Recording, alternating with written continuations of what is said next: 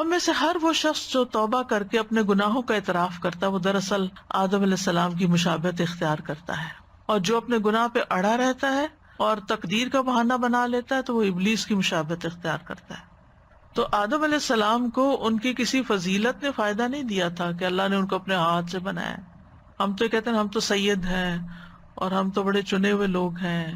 تو بڑے نیک لوگ ہیں، ہمارا تو گھرانہ بڑا اونچا ہے، ہم تو کئی قسم کی اپنی خوبیاں یاد کر لیتے ہیں اور اس پہ اڑے رہتے ہیں کہ ہم سے کہاں غلطی ہو سکتی ہے، ہم تو اتنے پڑھے لکھے، ہم تو اتنا نیکیاں کا کام کرتے ہیں۔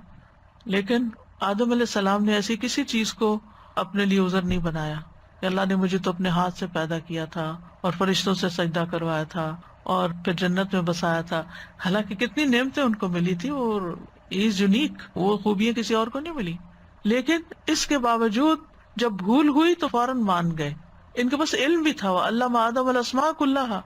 یعنی یو نیم اٹ، کسی کا گھر جنت کے اندر ہو۔ دنیاوی اعتبار سے موسٹ سکسیسفل پیپل ہیں کہ جن کو بہت بڑے بڑے ایکڑز میں گھر مل جاتے ہیں اور بڑے بڑے مینشنز میں وہ رہتے ہیں، اور لوگ ان پہ رش کرتے ہیں کہ کتنے خوش قسمت ہیں یہ۔ اگر کوئی ڈگری ہو اور ایک نے کئی ڈگریاں ہو تو پھر تو بات ہی کیا ہے،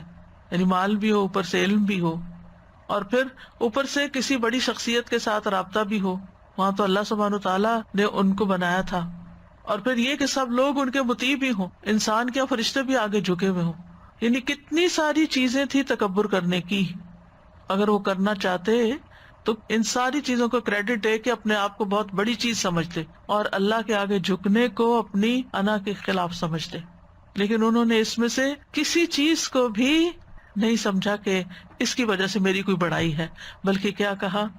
ربنا ظلمنا انفسنا وان لم تغفر لنا وترحمنا لنکونن من الخاسرین۔ اللہ اگر تو راضی نہیں نا تو یہ جنت اور یہ فرشتوں کا سجدہ اور یہ علم اور یہ سب کچھ میرے کام نہیں آنے والا، یہ فائدہ نہیں دے گا۔ یہی حال بندہ مومن کا دنیا میں ہوتا ہے، نہ وہ اپنے مال پہ فخر کرتا ہے، نہ وہ اپنی ڈگریوں پہ اور اپنے علم پہ فخر کرتا ہے، اور نہ ہی وہ اپنے کسی عہدے اور منصب پہ کہ میں اتنے لوگوں کو کنٹرول کرتا ہوں، اتنے لوگ میرے انڈر کام کرتے ہیں۔ یہ بھی لوگوں کے لیے ایک بڑی فخر کی بات ہوتی ہے نا، لوگ بعض اوقات اپنا تعارف کراتے ہیں نا کہ میری یہ کمپنی ہے اور اتنے لوگ میرے پاس کام کرتے ہیں، تو ایک فخر کی بات ہو جاتی ہے نا۔ تو وہ تو فرشتے ان کے آگے جھکے تھے، وہ کہہ سکتے تھے میں تو وہ ہوں جس کے آگے فرشتے جھک چکے ہیں، لیکن نہیں۔ یہی انسان کی انسانیت ہے، یہی اصل میں اللہ کے ساتھ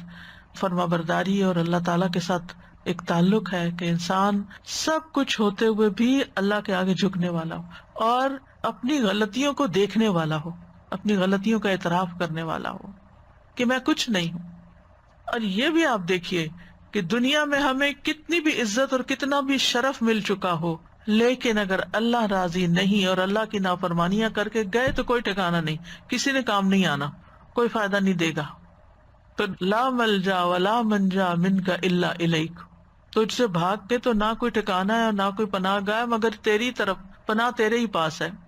تو انہوں نے رب کی تعظیم بجا لاتے ہوئے ادب کے ساتھ معاملہ کیا، اور یہی ہم سب پر لازم ہے کہ رب کی تعظیم کریں۔ اور یہ جو ہم اس عشرے میں ہر وقت اللہ اکبر اللہ اکبر اللہ اکبر پکار رہے ہیں، اس کا مقصد یہی۔ مجھے تو اس دفعہ اس کا مطلب بھی کچھ اور طرح سمجھ آیا ہے کہ اللہ سبحانہ تعالیٰ ان 10 دنوں میں ہمیں پوری طرح ٹریننگ دے رہے ہیں۔ یعنی میں غور کر رہی تھی کہ کیوں آخر سب سے افضل کام ان دنوں میں تکبیر پڑھنا ہے، صدقہ خیرات کو، روزے کو، نماز کو، باقی چیزوں کو، یعنی وہ بھی اپنی جگہ نیکیاں ہیں، افضل ہیں، لیکن سب سے افضل کام تکبیرات پڑھنا ہے۔